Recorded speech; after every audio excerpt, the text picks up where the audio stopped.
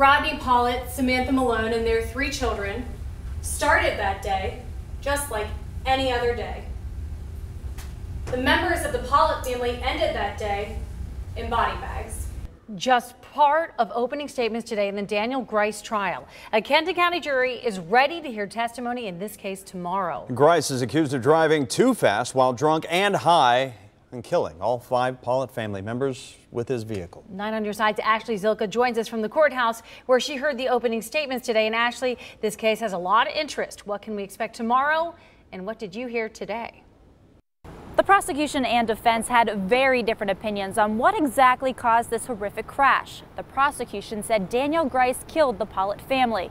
The defense said another driver played a major role.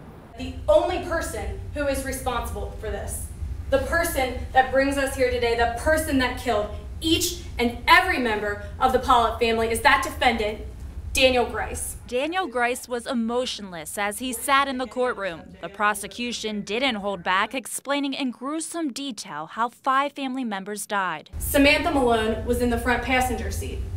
Samantha had multiple blunt force injuries. Her arm was amputated. Her face was peeled from her body, and she had 2 broken legs. The defense argued Greis smoked marijuana 9 hours before the crash and had 2 shots of bourbon on the golf course. They say he wasn't impaired, and they claim he was speeding in the wrong lane because of a road rage incident with another driver. There was, we believe, a major and primary contributor to why Dan Greis was in that left-hand lane, and that was Jesse Phillips and Jesse Phillips' conduct. Does it make sense?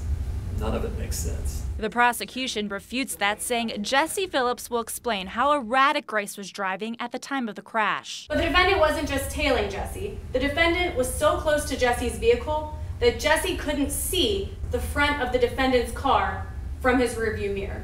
Over the next several days, the jury will hear from many witnesses, including first responders and accident reconstruction teams. Reporting in Covington, Ashley Zilka, 9 on your side.